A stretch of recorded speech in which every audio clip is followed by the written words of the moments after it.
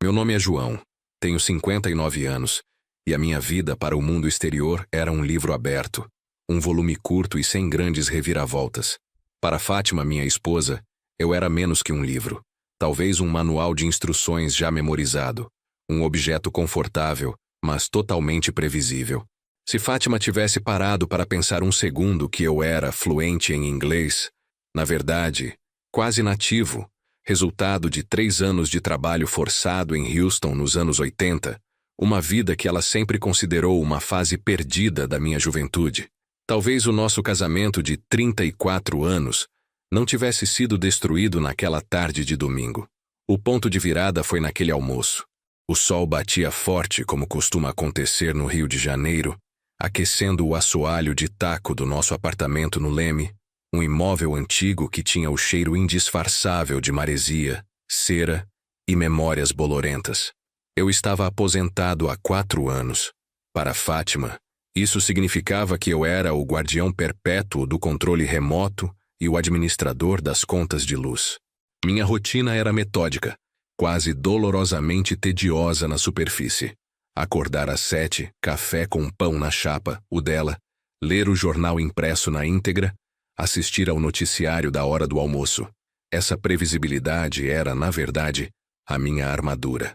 Fátima, que tem 58 anos, sempre se viu como a faísca intelectual da nossa união.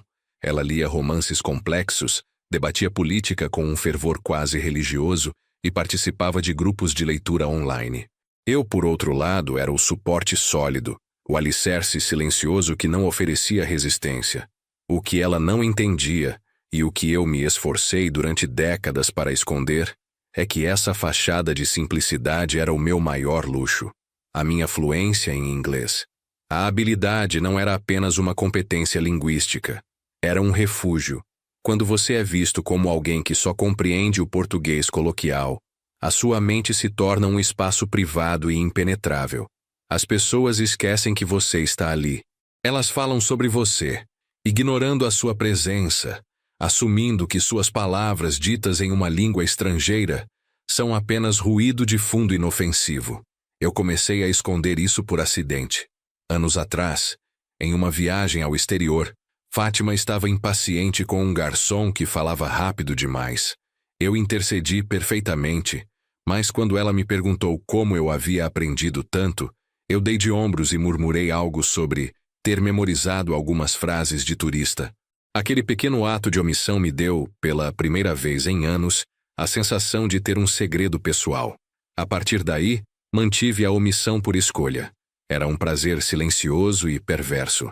Eu assistia a filmes estrangeiros sem legenda e ria internamente dos erros de tradução que passavam despercebidos por Fátima. Eu entendia as chamadas telefônicas de telemarketing em inglês, que ela rapidamente desligava, e eu compreendia perfeitamente os comentários maliciosos que vizinhos estrangeiros faziam sobre o cheiro da comida brasileira. Eu havia internalizado a percepção que Fátima tinha de mim, um homem bom, confiável, mas desprovido de qualquer profundidade intelectual. E essa percepção me dava liberdade. Naquele domingo, a tensão começou a pairar desde o café da manhã. Fátima estava agitada. Nosso filho, que era esperado para o almoço, estava trazendo um colega de trabalho americano para apresentá-lo à família brasileira tradicional. João, pelo amor de Deus, tente não falar demais sobre futebol. Eles vão achar que você é um bronco. Ela me instruiu enquanto passava o ferro em uma toalha de linho que seria usada na mesa de jantar. Sim, Fátima, eu respondi, com a voz mansa, o tom que ela esperava do seu velho. Ela balançou a cabeça, soltando um suspiro exasperado que dizia, sem palavras, o quão difícil era a sua vida tendo que gerenciar a minha simplicidade. Eu estava na sala, ajeitando as almofadas do sofá, uma tarefa que ela delegava a mim porque exigia pouca capacidade de raciocínio, segundo ela, quando ouvi o telefone. Fátima atendeu na cozinha, e sua voz mudou instantaneamente. Tornou-se aguda, exageradamente educada, com aquele falso sotaque que as pessoas usam quando tentam parecer sofisticadas para um estrangeiro. Pela metade da conversa, Fátima mudou para o inglês, um inglês truncado, mas perfeitamente compreensível. Eu congelei no lugar, Ela falava com o colega de trabalho do nosso filho, confirmando os detalhes finais do almoço. Ela riu, uma risada forçada, e então, presumindo que a distância e a barreira linguística me protegeriam da verdade, ela disse uma frase que perfurou a fachada que eu construí com tanto cuidado. A frase era curta, mas carregada de desprezo. Ela falava sobre as dificuldades de entreter visitas de alto nível. E então, em inglês claro, ela completou a frase sobre mim, seu esposo, o pai de seu filho, o homem que ela chamava de meu velho. Don't worry about João, ela disse. He's harmless. Completely clueless, actually. Tradução. Não se preocupe com João, ele é inofensivo, completamente alheio na verdade. O mundo pareceu rachar ao meio.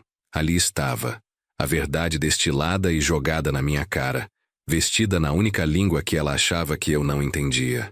Inofensivo. Alheio. Naquele momento decidi que o jogo havia acabado.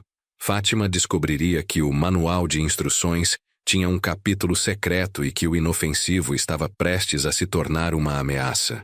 O almoço começaria em 1h30. Eu precisava de um plano, e precisava dele agora.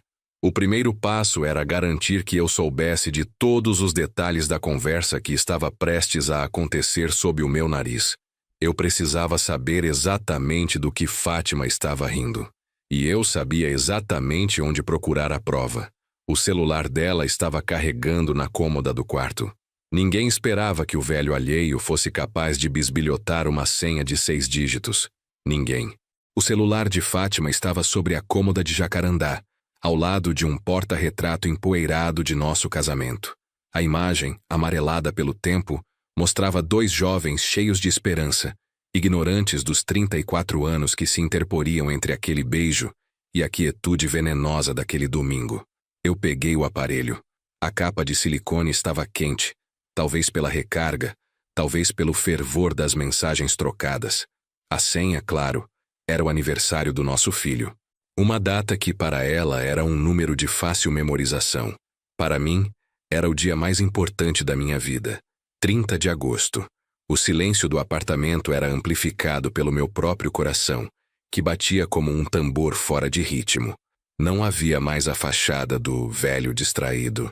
Havia apenas João, o espião, em sua própria casa. Eu fui direto para o aplicativo de mensagens. O nome do contato era apenas Mark New York. Era o americano, o colega de trabalho do nosso filho, a quem ela acabara de dizer que eu era completamente alheio. As mensagens eram recentes, algumas de apenas algumas horas atrás. Elas não tratavam apenas do arranjo do almoço. Havia uma discussão mais fria, mais calculada sobre o fechamento do fundo e a realocação de ativos. Eu li as palavras, e elas se transformaram em pedras frias no meu estômago. Transfer the remainder. He won't sign the paperwork. Power of attorney. Eles estavam planejando esvaziar minha aposentadoria. Não era um divórcio. Era um golpe. Minha vida inteira de sacrifícios, de economias dolorosas para garantir que Fátima e nosso filho, Rodrigo se fosse o caso, mas as lembranças eram genéricas, tivessem segurança. Estava prestes a ser liquidada por Fátima e por este forasteiro, Mark. Virei as costas para a cômoda, sentindo o peso da traição como uma capa de chumbo. Eu não era apenas um homem sem profundidade intelectual. Eu era o cofrinho. Eu era a garantia financeira que ela pretendia roubar. Eu me dirigia à sala de jantar, onde o sol de meio-dia entrava pelas janelas do leme. A mesa estava posta com o linho que Fátima havia passado a ferro, e os talheres de prata que ela só tirava para ocasiões importantes. Cada objeto naquele cômodo contava uma história de esforço. A mesa que compramos com o primeiro bônus, os quadros que pintei anos atrás e que ela fingia serem caros. Nós havíamos construído esta casa tijolo por tijolo. Eu havia trabalhado em 3 empregos simultâneos durante a crise dos anos 80 para pagar a faculdade do nosso filho. Eu tinha engolido cada crítica velada sobre minha simplicidade, aceitado o papel de suporte silencioso, porque o amor, eu acreditava, era essa coisa monótona e confiável. Mas o que eu sentia agora não era monotonia. Era uma dor aguda e gelada que rasgava décadas de conforto. O barulho da campainha anunciou a chegada. Eu voltei imediatamente à minha máscara. o semblante ameno e o sorriso ligeiramente curvado que Fátima tanto desprezava, mas que lhe dava a segurança de que eu estava no meu lugar. Nosso filho, Rodrigo, entrou, seguido por Mark. Rodrigo era um executivo brilhante, um espelho da ambição de Fátima. Mark era alto, bronzeado, vestindo um blazer leve, com um sorriso de dentes perfeitos que parecia ensaiado. O almoço começou com a banalidade esperada. Fátima estava no auge da sua persona social, despejando charme e piadas em seu inglês que, agora, parecia incrivelmente afetado para os meus ouvidos. João, querida, diga olá ao Mark. Tente responder com mais do que apenas yes ou no. Fátima disse em português com um tom de repreensão levemente audível. Eu apertei a mão de Mark com firmeza, mas meus olhos estavam vazios. Eu disse em português: é um prazer, Mark. Espero que goste do nosso feijão. Fui eu quem preparei. Mark sorriu e Fátima traduziu a frase rapidamente, omitindo a parte sobre eu ter preparado a comida e adicionando algo sobre a minha paixão primitiva por culinária caseira. Enquanto Rodrigo e Mark falavam sobre a empresa, Fátima começou a se inclinar para o americano, seus olhos azuis brilhando com cumplicidade. Eles voltaram a falar em inglês, claramente se sentindo à vontade. A conversa era sobre a pressão do mercado, mas logo se desviou para algo mais pessoal, algo que Fátima achava que era apenas ruído branco para mim. O problema é a papelada. Fátima sussurrou, mexendo o arroz. Se eu o pressionar a assinar, ele pode desconfiar. O Dr. Ricardo disse que precisamos da procuração para o acesso total. Mark respondeu, com a boca cheia de farofa, em um inglês tão claro quanto o céu do Rio. Listen, Fátima. We need to finalize the transfer of the pension account before the end of the month. The market window is closing. He trusts you completely. Just say it's a rebalancing strategy. He's too simple to check the details. Tradução. Escute, Fátima. Precisamos finalizar a transferência da conta de aposentadoria antes do final do mês. A janela de mercado está fechando. Ele confia totalmente em você. Diga apenas que é uma estratégia de reequilíbrio. Ele é simplório demais para verificar os detalhes. Fátima riu, um som seco e cruel. He is utterly predictable. Mark. Like clockwork. He won't even know what hit him. Tradução. Ele é totalmente previsível, Mark. Como um relógio. Ele nem saberá o que o atingiu. Eu estava sentado à cabeceira da mesa, comendo meu feijão preto. Eu podia sentir o aroma do louro e do bacon, os mesmos cheiros de 40 anos de vida conjugal. Mas a comida tinha sabor de cinzas. Eles estavam falando sobre os meus 650 mil reais, economizados em décadas, sobre a segurança que eu imaginava ter garantido para os meus últimos anos. Eles me olhavam de soslaio, sorrindo e balançando a cabeça, na certeza de que eu era apenas uma peça de mobília antiga. A fissura. A parede de 40 anos se partiu, expondo a verdade. Eu não era apenas um homem traído. Eu estava prestes a ser um homem falido. Minha cabeça estava clara, porém. A dor não me paralisou. A raiva era um motor frio, metódico. Fátima e Mark haviam cometido um erro fatal. Eles haviam me subestimado. Eu precisava de um aliado. Eu precisava de alguém que soubesse lidar com procurações e transferências de ativos. Alguém que me ajudasse a transformar o manual de instruções previsível em um tratado de guerra. Eu continuaria comendo, rindo nos momentos certos, fingindo alinhamento. Mas antes que o sol se pusesse, eu precisava ligar para o único advogado em quem confiava, o Dr. Ricardo, e começar a preparar o meu contra-ataque silencioso. Eles queriam simplificar os meus ativos. Eu simplificaria a vida deles. O jogo não tinha acabado. Ele tinha acabado de começar. A campainha tocou pela última vez, e Fátima apressou-se a acompanhar Rodrigo e Mark até a porta, despejando a sua última dose de charme e prometendo enviar a receita do pudim de leite para o americano. Eu permaneci à mesa terminando o meu copo de água. Meu corpo estava rígido, mas meu rosto mantinha a expressão de saciedade e satisfação que um homem de 59 anos deve ter após um almoço farto. Você não vai ajudar a tirar a mesa, João? Perguntou Fátima, a voz repentinamente seca, agora que o público se fora. Claro, querida, respondi, levantando-me lentamente. Essa lentidão era parte da minha performance. O velho previsível e levemente atrapalhado. Enquanto recolhia os pratos, eu observava Fátima. Ela estava vibrando. Um brilho febril nos olhos azuis que parecia não ter a ver com o sucesso social, mas com a proximidade do golpe.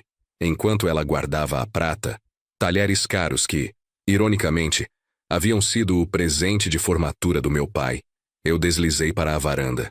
O sol, ainda forte, criava um refúgio natural para quem quisesse fingir que estava apenas checando se os vasos de gerânios precisavam de água.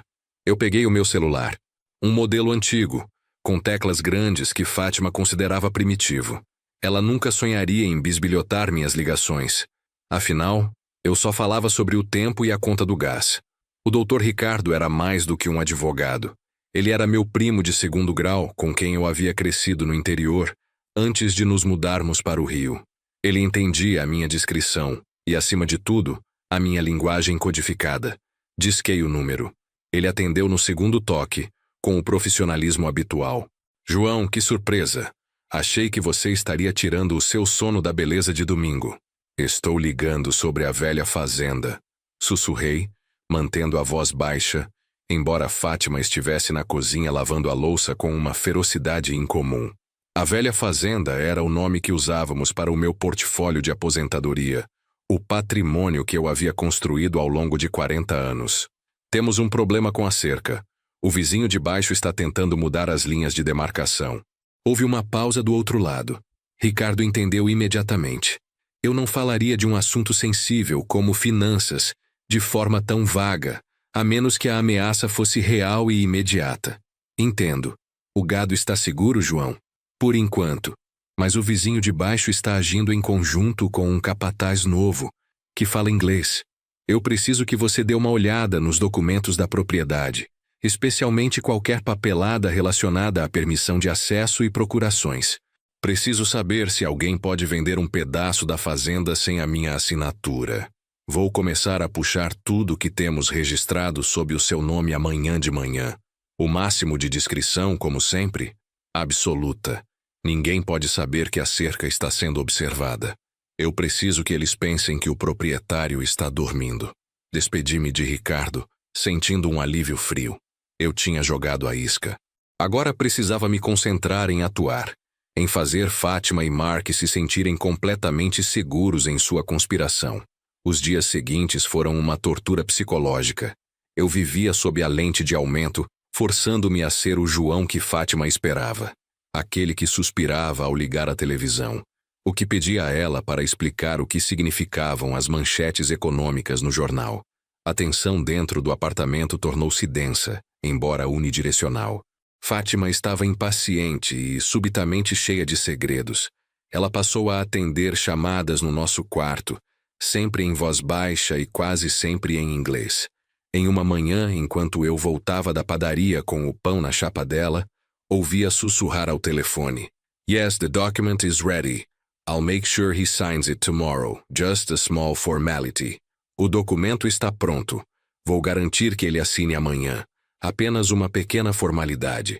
Minhas mãos tremeram ligeiramente, mas eu as esfreguei na camisa, fingindo que o frio do ar-condicionado da padaria havia me atingido. Eu observei os sinais iniciais da pressão financeira. Fátima, que nunca se importou com gastos menores, de repente parecia preocupada. João, você viu as contas? O custo de vida está insuportável. Eu tive que tirar R$300 da nossa poupança para a faxineira. Você tem algum dinheiro solto por aí? R$300. Um valor insignificante para quem planejava roubar 65 mil. Eu percebi que Fátima estava sangrando o dinheiro que estava mais acessível, provavelmente para financiar as formalidades do golpe. Taxas, cartório, subornos discretos. Eu menti com um sorriso cansado. Não, Fátima. Deixei tudo na velha fazenda como sempre. É mais seguro lá. Ela me encarou, os lábios apertados, frustrada por eu ser tão teimosamente apegado à nossa conta conjunta de aposentadoria. A paranoia dela estava crescendo. Em uma noite eu fui pegar o meu remédio para a pressão no armário do quarto e vi Fátima digitando furiosamente em seu laptop. Um hábito que ela só tinha quando estava trabalhando em algo realmente importante para o seu grupo de leitura online. No entanto, ela fechou o notebook com uma rapidez quase agressiva quando me viu. "O que é isso?" perguntei no meu tom mais alheio. "Nada, querido. Apenas um debate acalorado sobre Jane Austen." Eu assenti e saí, mas a imagem da tela, por um milésimo de segundo, era de planilhas e gráficos de barras, não de literatura vitoriana. Na manhã seguinte, decidi checar o celular dela novamente. Eu precisava saber qual era o documento que ela planejava me fazer assinar. Fátima estava no banho, a porta fechada, a água correndo em alto volume. Peguei o aparelho na cômoda. 30 de agosto. A data de aniversário do nosso filho. Digitei.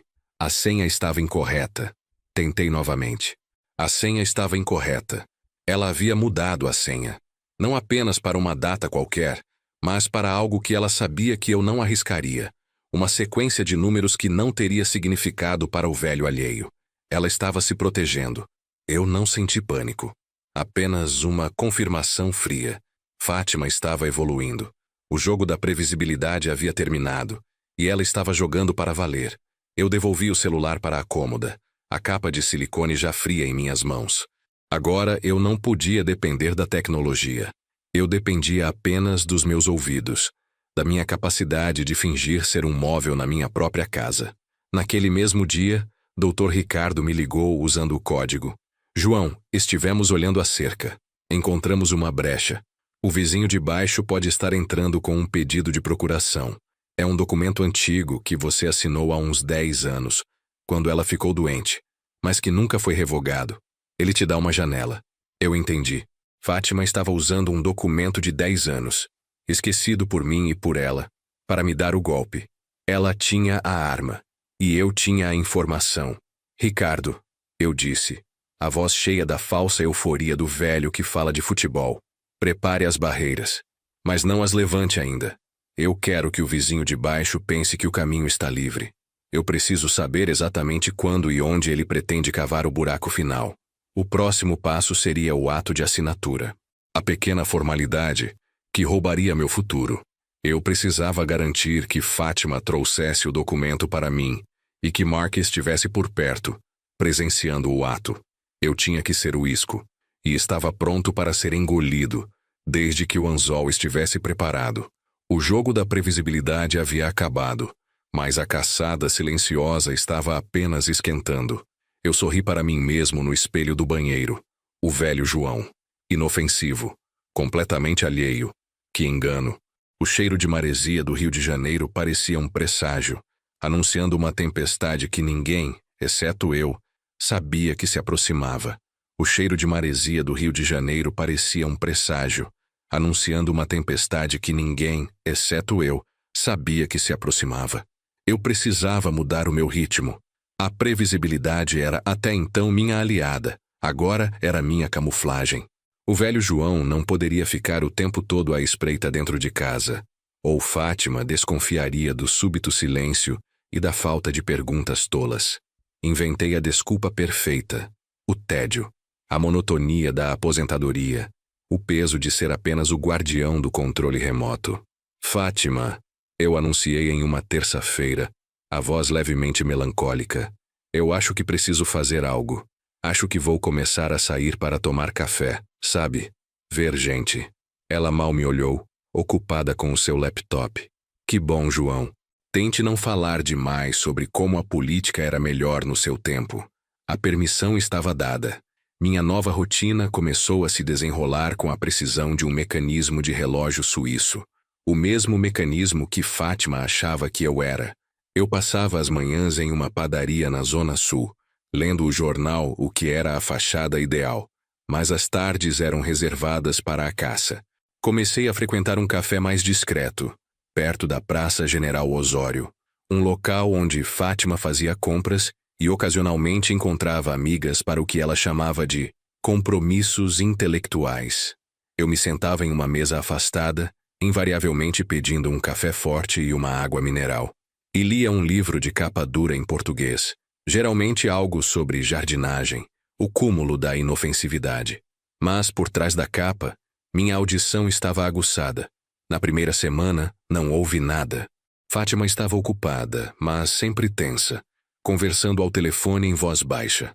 Na segunda semana, o quebra-cabeça começou a se montar. Um dia, enquanto eu fingia me concentrar em podas de primavera, Fátima estava a 2 mesas de distância, falando com Mark. Eles estavam em inglês, naturalmente. I can get his signature tomorrow morning.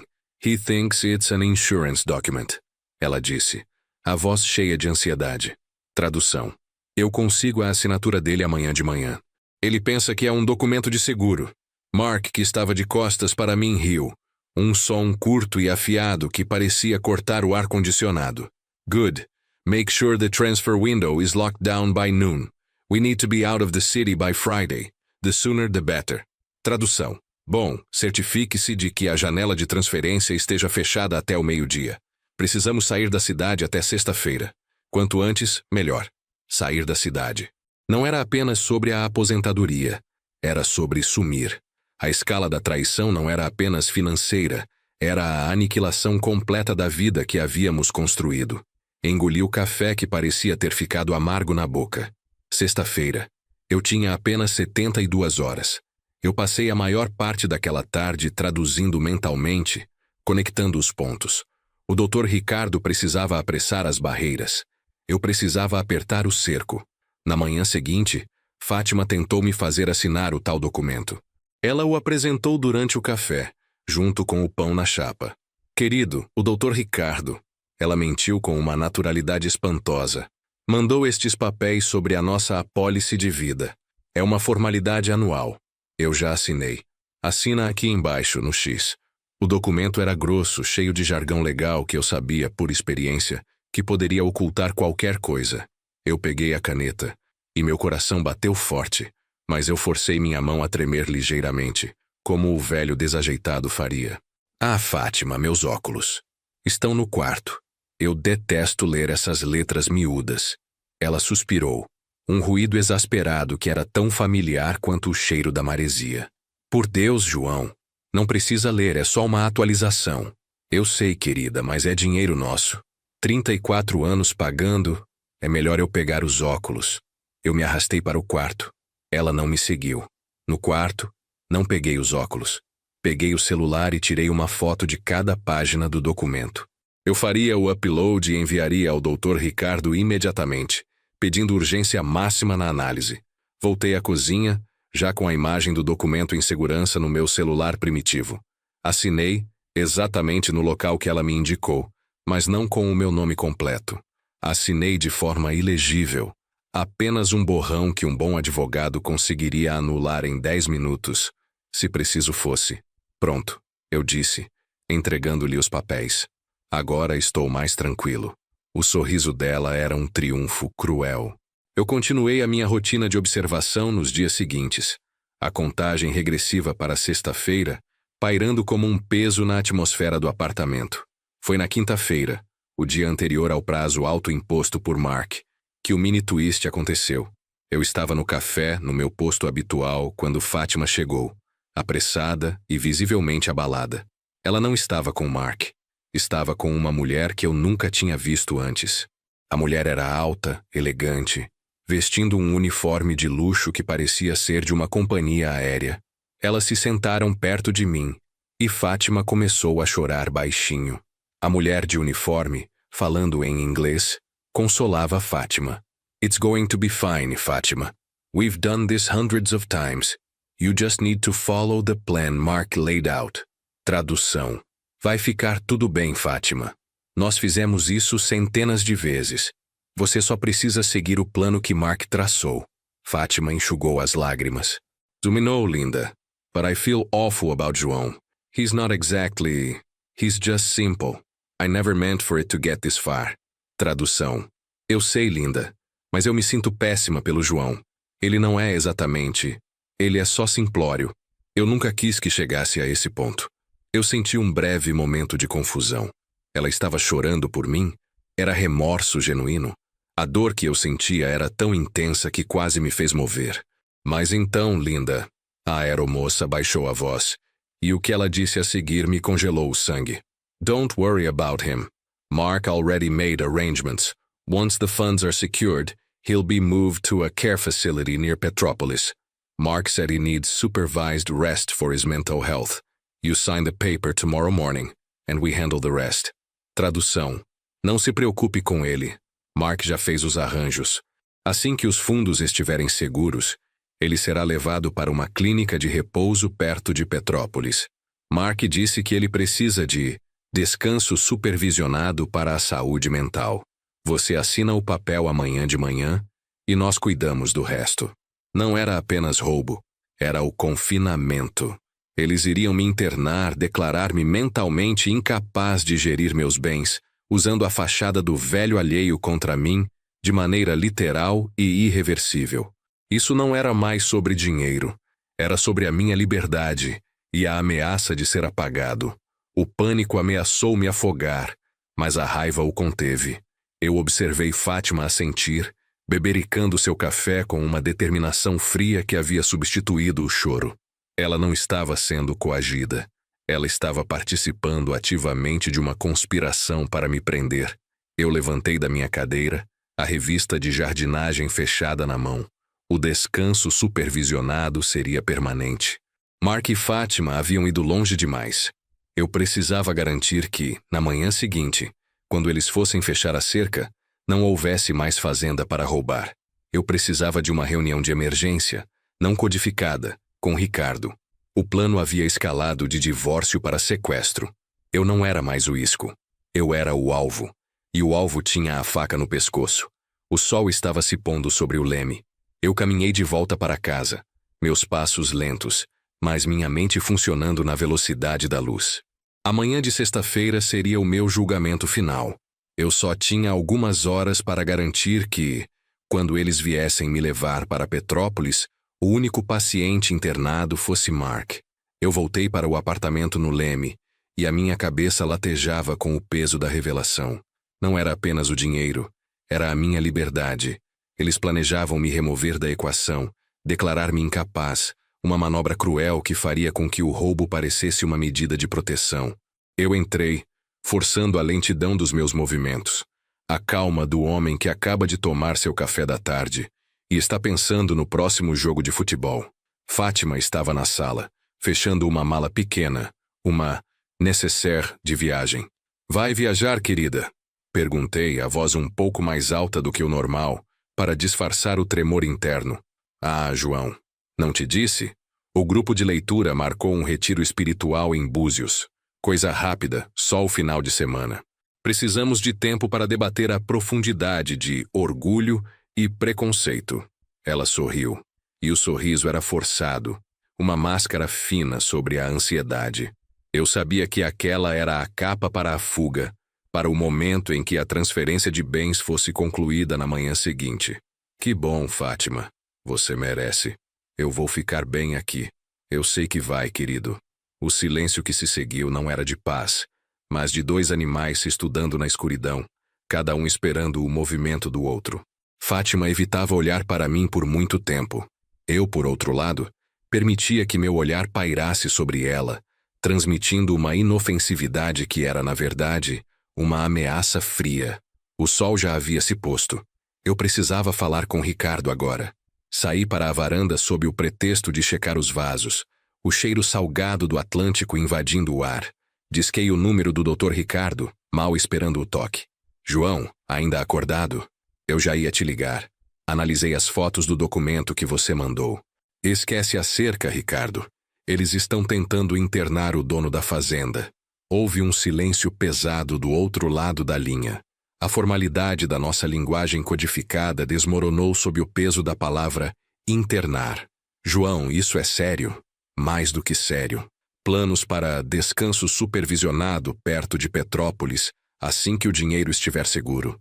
Eles acham que eu sou simplório e mentalmente incapaz de gerir meus bens. Pelo amor de Deus, João, isso não é golpe, é sequestro. Exatamente. Mas o que o documento de ontem realmente faz, Ricardo?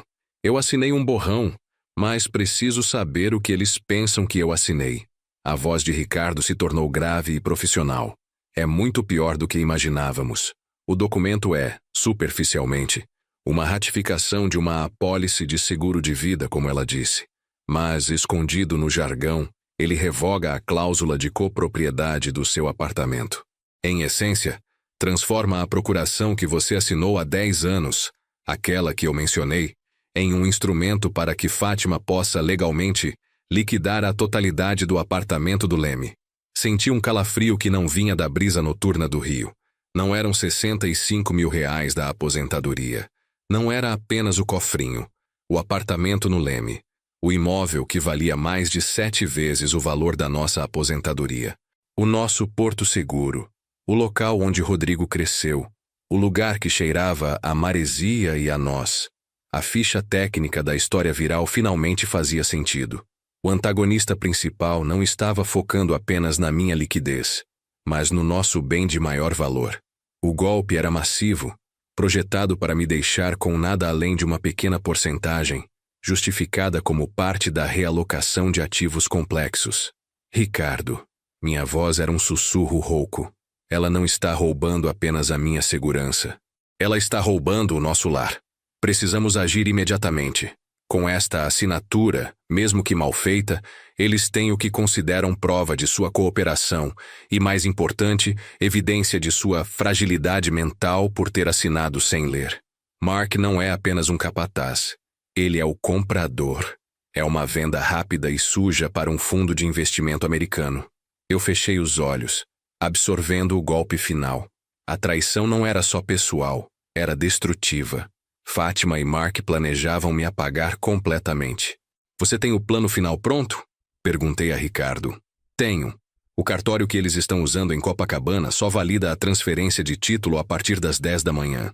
Precisamos que você esteja lá, no local, mas não como o proprietário que vai assinar, mas como a testemunha que sabe demais. Você precisa de discrição absoluta até a hora H.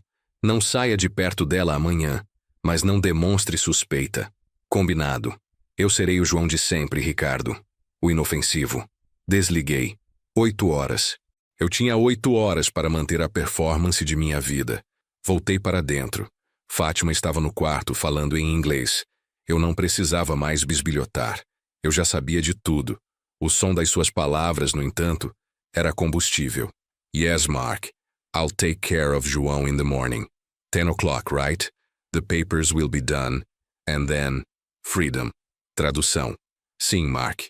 Eu cuido do João pela manhã. 10 horas, certo? Os papéis estarão prontos. E então, liberdade.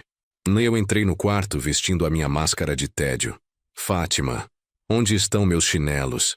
O chão de taco está frio. Ela me olhou com irritação mal disfarçada, mas rapidamente suavizou a expressão, como se estivesse diante de uma criança mimada. Estão ao lado da cama, querido. Você está ficando tão distraído ultimamente, precisa descansar. Você tem razão, eu disse pegando os chinelos e me sentando na beira da cama. Depois de 34 anos, o cansaço bate. Ouvir-me falar de 34 anos de casamento pareceu atingi-la. Ela desviou o olhar, voltando a dobrar uma blusa. Durma bem, João. Naquela noite eu mal dormi. Deitado ao lado da minha esposa, a mulher que eu amei e sustentei, eu ouvia o seu ritmo de sono tranquilo. Ela estava dormindo o sono da vitória antecipada. Eu estava acordado, planejando a queda dela. A manhã de sexta-feira chegou com uma luz clara e implacável. Fátima estava agitada, vestida de forma impecável. Eu tomei meu café fingindo ler o jornal. João, vou passar no cartório de Copacabana para resolver o último detalhe da apólice de seguro que você assinou. Ela disse com a mesma naturalidade. Quer me acompanhar? Para dar um passeio, quem sabe? Eu sorri, um sorriso lento e vazio. É claro, Fátima, adoro ver o movimento das pessoas na rua. Ela pareceu surpresa e satisfeita com a minha obediência. Estava me guiando diretamente para o matadouro, e eu estava indo com a docilidade de um cordeiro. Às 9h40 da manhã, estávamos no táxi. Eu estava ao lado de Fátima, meu ombro tocando o dela, sentindo o calor do seu corpo e a frieza da sua traição. Olhei pela janela. A praia de Copacabana estava cheia. Em 20 minutos o meu mundo acabaria, ou eu o viraria de cabeça para baixo. Eu não era mais o João, o velho alheio. Eu era o juiz. E o julgamento estava prestes a começar. O táxi parou na porta do cartório. Eles haviam planejado cada detalhe. O que eles não sabiam é que eu havia reescrito o roteiro. E a peça final exigia uma performance em inglês impecável. O ato final começa aqui. O táxi parou na porta do cartório de Copacabana. O local era uma confusão de balcões de madeira escura, pisos de mármore e uma multidão barulhenta de gente resolvendo suas vidas burocráticas sob a pressão do tempo. Fátima apertou minha mão, um gesto que parecia uma promessa, mas que eu lia como um aperto de algemas. Vamos, João. É rápido. O pessoal que cuida da apólice já deve estar nos esperando. Nós entramos. Aquele espaço destinado a legitimar os maiores contratos de uma vida seria o cenário da minha aniquilação ou do meu renascimento. Nós caminhamos até uma mesa reservada em um canto mais tranquilo. Mark já estava lá. Vestia um terno azul marinho, impecável e arrogante, parecendo totalmente deslocado no calor úmido do rio. Ele não se levantou quando nos viu. Apenas assentiu, um sorriso frio e calculista nos lábios. Fátima. Right on time. We need to hurry. The transfer window opens in 10 minutes. Ele disse em inglês sem nem sequer reconhecer minha presença. Fátima respondeu, em seu inglês afetado, inclinando-se para ele para sussurrar com cumplicidade, a voz cheia de uma excitação nervosa. I got the signature. It was almost too easy. He just needs to initial the final register. Tradução. Eu consegui a assinatura. Foi quase fácil demais. Ele só precisa rubricar o registro final. Mark acenou, pegando uma pasta de couro. Ele puxou de lá uma folha plastificada, que parecia ser uma lista de procedimentos finais. Era um checklist, provavelmente sobre os passos a serem tomados após a transação. Eu me sentei na cadeira que Fátima me indicou, mantendo meu corpo rígido, a expressão de homem que espera a esposa terminar as compras. Eu precisava de mais do que a foto borrada do documento. Eu precisava de algo que conectasse Mark e Fátima diretamente. Algo que provasse a intenção de fuga e o internamento. Mark colocou a folha plastificada sobre a mesa, afastada de Fátima, enquanto revisava o conteúdo de sua pasta. Foi minha chance. Eu forcei uma tosse, inclinando-me ligeiramente para frente, e deixei cair meu celular no chão. Ah, céus! Murmurei em português, no meu tom mais patético e alheio. Enquanto Mark revirava os olhos para Fátima, eu me abaixei lentamente, fingindo dificuldade. Meu olhar estava fixo no chão, mas minha mão, esperta e rápida, pegou o celular e o elevou apenas o suficiente para tirar uma foto nítida da lista de Mark. Checklist. Flight reservations confirmed for Friday evening. Petrópolis Facility Intake Confirmation. Final Asset Liquidation Schedule. A prova era fria e irrefutável. Não eram apenas ativos financeiros. Era o plano completo. Eu me ergui, com o celular na mão, e Mark já estava me encarando com impaciência mal disfarçada. Is he going to be an issue, Fátima? We are running out of time. Ele perguntou em inglês. A voz baixa, mas clara no silêncio que se instalou na nossa pequena mesa. Tradução. Ele vai ser um problema, Fátima. Estamos ficando sem tempo. Fátima me olhou, e eu vi o desprezo puro cintilar em seus olhos azuis. Ela suspirou dramaticamente, virando-se para Mark. E então, ela me aplicou o golpe mais cruel de todos, vestindo-o de preocupação. Don't worry, Mark. João is just fragile. He's been getting worse lately. I had to change the locks on the safe and even the Wi-Fi password last night because he kept forgetting things. He's starting to lose his grip, you know? The doctor said the supervised rest will be a blessing. Tradução.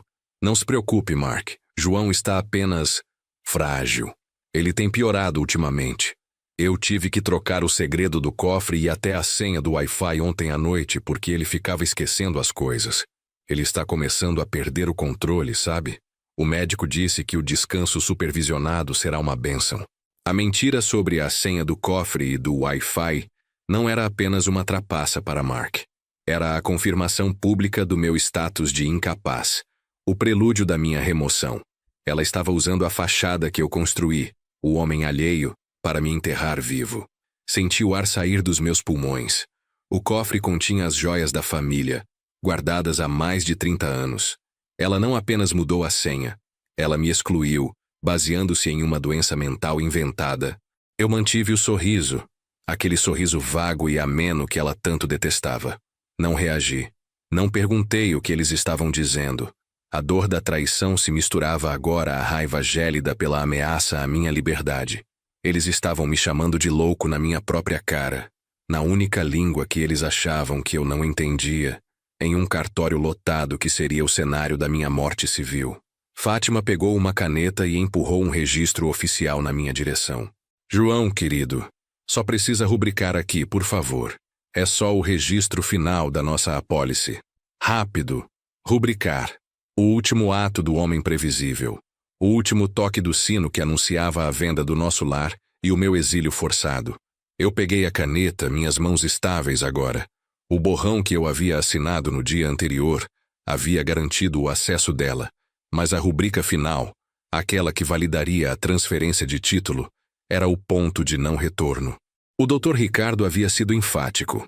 Essa assinatura precisava ser anulável, ou o jogo acabaria ali. Eu me inclinei sobre o papel, simulando um pequeno tremor na mão. Mas antes que eu tocasse a tinta no papel, Mark fez um movimento. Ele estendeu a mão, impaciente. Just sign it, old man. We don't have all day. Tradução. Apenas assine, velho. Não temos o dia todo. Ele não falava mais baixo. O desprezo em sua voz era palpável, e Fátima nem se deu ao trabalho de repreendê-lo. Ela estava olhando para o relógio, esperando pela 10 horas. O velho. Eu era o velho. Eu hesitei. Não por medo, mas pela satisfação calculada de fazê-los esperar. Eu estava isolado. O único que sabia que a bomba de 10 horas não cairia sobre mim, mas sobre eles. A folha plastificada com as provas, agora salva em meu celular, pesava mais que todo o dinheiro do mundo. Eu finalmente assinei. Um rabisco ilegível no canto do papel. Um borrão que Fátima e Mark aceitariam como prova da minha deterioração. Pronto, querida. Eu disse, entregando a caneta a Fátima com um sorriso. Podemos ir agora? Fátima pegou os documentos com um entusiasmo mal contido. Faltavam apenas 3 minutos para 10 horas. A vitória estava em suas mãos. Ela me olhou, satisfeita. Quase lá, João. Fique sentado aqui por mais 1 minuto. Eu só preciso falar com o representante do cartório para a validação. Ela e Mark se afastaram, indo em direção a um balcão lateral. Eles estavam rindo, celebrando a minha previsibilidade, a minha fraqueza. Eu estava sozinho na mesa, o pateta que acabara de assinar a própria sentença. O sentimento de isolamento era avassalador. Ninguém naquele cartório imaginaria o que estava acontecendo. Para o mundo, eu era apenas o marido cansado, esperando sua esposa terminar as formalidades.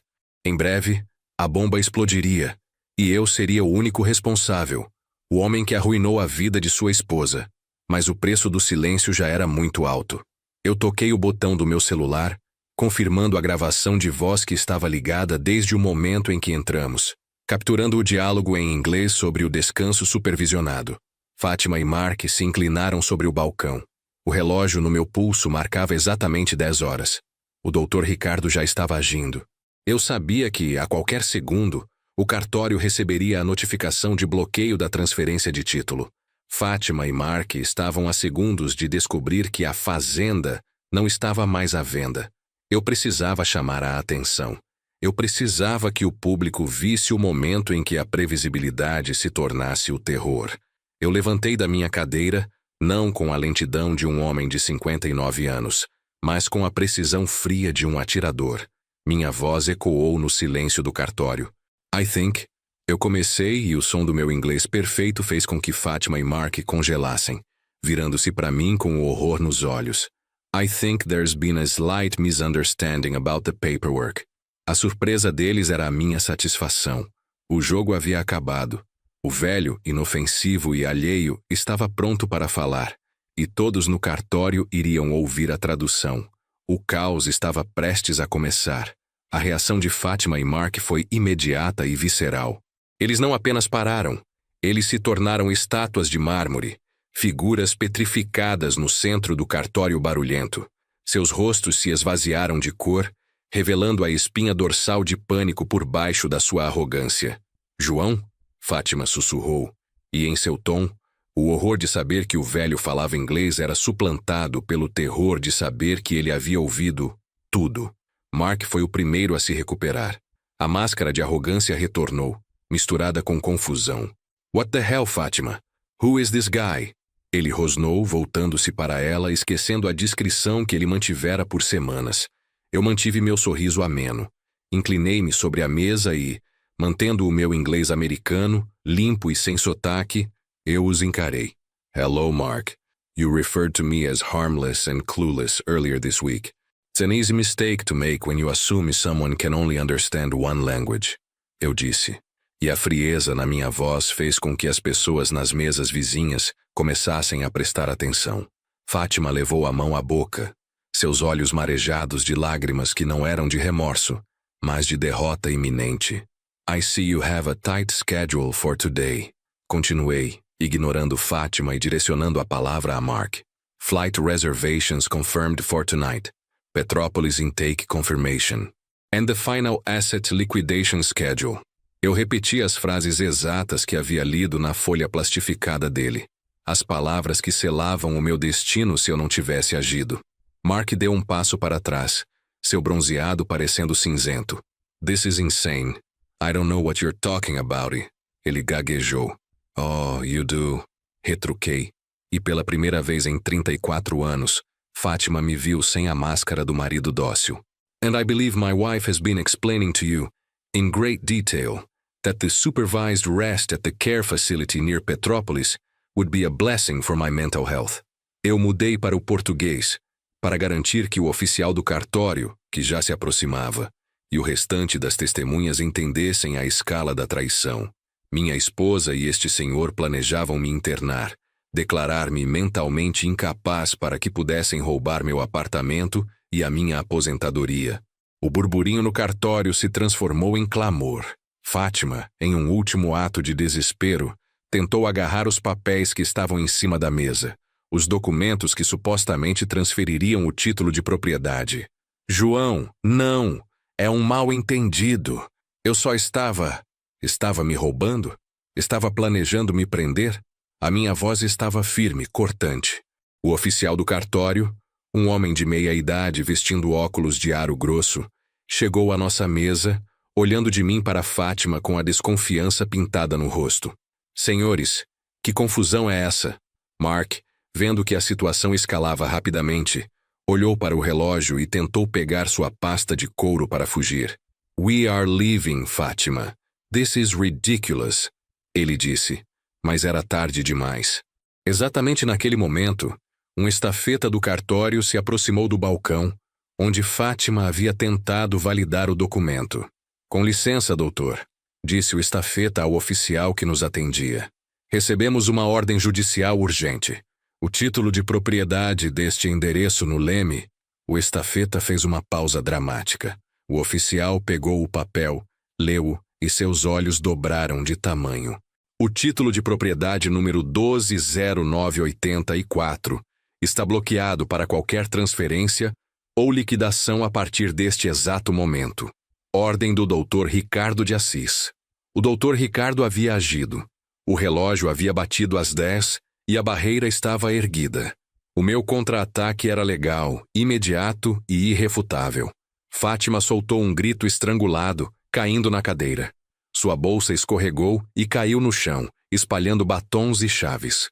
A vitória que ela imaginou ter desmoronou em um instante. Você não podia fazer isso, ela gritou em português, a voz histérica. Você é um velho alheio. Você é burro. Eu me inclinei sobre ela, a voz baixa, íntima, apenas para que ela ouvisse. Fátima, eu gastei 34 anos sendo o que você queria. I built this life to protect you. Mas você tentou roubar o meu lar e a minha liberdade. Eu não sou burro. Eu apenas esperei você me mostrar a que profundidade a sua ambição poderia ir. Mark tentou se afastar discretamente, caminhando para a saída, mas eu o chamei. Wait, Mark. Before you catch your flight, I think the police might want a word about the money laundering and the attempted illegal confinement of a Brazilian citizen. Mark parou como se tivesse levado um choque elétrico. You have no proof, old man. Ele desafiou, apertando a pasta em suas mãos. Eu ergui meu celular primitivo. Não sou só eu quem tem prova, Mark. A polícia vai ter a gravação da minha esposa descrevendo o quão frágil eu estava, e a foto da sua checklist de fuga. Não se preocupe, eu traduzo para o delegado. O oficial do cartório percebeu a gravidade da situação. Ele pegou o telefone e começou a discar o número da Polícia Federal. Mark percebeu que a fuga não era mais uma opção. Ele soltou a pasta que bateu no chão e correu. Ele correu em direção à saída, empurrando as pessoas. Eu não o segui. Mark era um peão. O meu foco era a minha esposa, que agora chorava convulsivamente. A maquiagem borrada. O projeto de sua vida destruído. Eu olhei para os documentos que ela queria que eu assinasse. O rabisco ilegível que eu havia feito no dia anterior e a rubrica final que ela esperava que eu fizesse para validar a venda. Leve-a para casa. Ordenei ao oficial apontando para Fátima, com um tom de quem lida com um objeto danificado. E chame o Dr. Ricardo. Eu me virei, deixando Fátima em seu pânico. Eu estava livre do papel do velho alheio, mas a liberdade tinha um preço. A solidão. O sol de Copacabana batia pelas janelas do cartório, mas eu sentia um frio profundo. Eu tinha que lidar com a papelada do roubo, com a polícia e, em breve, com o meu filho, Rodrigo. A traição de Fátima havia acabado de se tornar um escândalo. Eu saí do cartório. O Dr. Ricardo me esperava do lado de fora, no meio da calçada. Ele tinha um sorriso cauteloso. Você está bem, João? Estou. A fazenda está segura, Ricardo. Mas agora precisamos cuidar do gado e do divórcio. E eu preciso falar com o Rodrigo, o meu filho, Rodrigo. Ele havia sido usado como um fantoche, uma forma de Fátima introduzir Mark em nossas vidas. Eu precisava saber se o meu filho era parte desta conspiração. Eu tinha provas contra Fátima e Mark, mas o amor de 30 anos por Rodrigo me impedia de simplesmente assumir a sua culpa. Eu precisava ir ao escritório dele. Eu precisava de uma verdade que doesse menos que a de Fátima. Ricardo, vamos para o centro, para a empresa do Rodrigo. Eu preciso de mais uma conversão. Preciso saber se o meu filho também fala inglês. Eu apertei o passo. Eu tinha acabado de demolir o meu casamento. Agora eu precisava salvar o meu filho. O caos do cartório de Copacabana foi deixado para trás, substituído pela claustrofobia silenciosa do táxi que nos levava em direção ao centro do Rio. Eu estava sentado no banco de trás ao lado do Dr. Ricardo, sentindo o peso do meu corpo, que agora parecia ter envelhecido 10 anos em 10 minutos. Ricardo falava em voz baixa ao telefone, acionando a Polícia Federal para iniciar a busca por Mark e a investigação contra Fátima. O que aconteceu com ela? Perguntei, a voz rouca interrompendo a chamada dele. Ricardo desligou o celular e me olhou com gravidade. Ela foi levada para a delegacia local, João. Não a acusei formalmente de sequestro ainda. Por enquanto, a denúncia é de estelionato grave e conspiração para alienação patrimonial. Ela está detida para prestar esclarecimentos e esperar a audiência. Certo? E Mark? Mark está na lista de busca. Devemos conseguir um mandato internacional rapidamente. Eu assenti, olhando para as ruas apressadas do Rio que passavam pela janela. Meu problema agora não era a esposa que havia me traído e me desprezado, nem o cúmplice estrangeiro. O meu problema era o meu filho. Ricardo, você viu o pânico dela. Fátima estava sendo calculista, mas o pânico dela era real. Ela perdeu o nosso dinheiro e o nosso lar. E você salvou o seu lar, João. Não se o Rodrigo estiver envolvido. Se ele soubesse disso tudo, se ele for cúmplice, a fazenda não significa nada. Chegamos ao edifício de vidro espelhado no centro da cidade, onde Rodrigo trabalhava como executivo de investimentos. A fachada era de sucesso e ambição, a cara que Fátima havia pintado para a nossa família. Subimos de elevador, o silêncio entre nós dois se transformando em uma pressão quase insuportável. Eu não queria encarar meu filho como um suspeito, mas a presença de Mark em nossa casa só poderia ter sido facilitada por Rodrigo. A secretária de Rodrigo, uma jovem séria e eficiente, nos recebeu. O Dr. Rodrigo está em uma reunião importante. Ele não pode ser interrompido. Eu olhei para Ricardo. Ele entendeu. Eu precisava de uma reação espontânea do meu filho, não de uma conversa formal em seu território. Ricardo se inclinou para a secretária, sua voz adquirindo a urgência discreta de um problema de saúde em família. Diga a ele que é uma emergência familiar grave envolvendo a Fátima. É pessoal e imediato. A secretária hesitou por um segundo, mas a aura de seriedade de Ricardo a convenceu. Ela discou o ramal e, em português rápido, transmitiu a mensagem. Em menos de um minuto, a porta do escritório de vidro de Rodrigo se abriu. Ele saiu, o rosto tenso. Vestia um terno cinza chumbo e seus olhos, ligeiramente vermelhos, indicavam que a reunião era realmente estressante. Pai, Dr. Ricardo, o que aconteceu? Minha mãe está bem? Ele falava em português, o que inicialmente me deu um alívio fugaz. Sua mãe teve um problema financeiro. No cartório, eu disse, mantendo minha voz neutra, observando cada micromovimento dele. Rodrigo relaxou visivelmente, passando a mão pelo cabelo. Ah, é sobre a apólice de seguro? Ela estava muito estressada com essa burocracia. Não era a apólice de seguro, Rodrigo. Interrompeu Ricardo abruptamente. Era a transferência do título de propriedade do apartamento e a conta da aposentadoria do seu pai. Estava tudo sendo liquidado. O rosto de Rodrigo ficou branco, mas sua reação foi de choque e negação, não de culpa. O quê? A Fátima faria isso? Não, ela estava me dizendo que as coisas estavam apertadas, mas roubar o senhor? Isso não faz sentido. Eu estava prestes a aceitar que ele era apenas uma vítima colateral do plano de Fátima, quando seu celular, que estava vibrando incessantemente no bolso, parou. Ele o pegou e olhou para a tela. O nome do contato era Fátima, homem. O pânico nos olhos de Rodrigo era palpável. Ele se afastou de nós, indo em direção à janela de vidro que dava para a Guanabara, e atendeu o telefone, colocando a mão livre sobre a orelha. Ele começou a falar em voz baixa, em inglês. Mom, what is going on? Mark just texted me saying everything is compromised. Ele começou, a voz urgente e clara, sem qualquer sotaque. Meu coração afundou. A peça final do quebra-cabeça estava ali. Rodrigo falava inglês fluentemente, e havia escondido isso de mim, assim como eu havia escondido a minha fluência deles. A mentira dele era a mesma mentira deles, mas a mentira da Fátima era: Don't worry about João. He's harmless. Completely clueless, actually. A mentira do Rodrigo parecia ser: eu sou o filho ambicioso que se preocupa com o pai, mas não se preocupe, eu entendo os códigos financeiros de vocês. Eu me aproximei lentamente, Ricardo me acompanhando em silêncio. Eu precisava ouvir mais.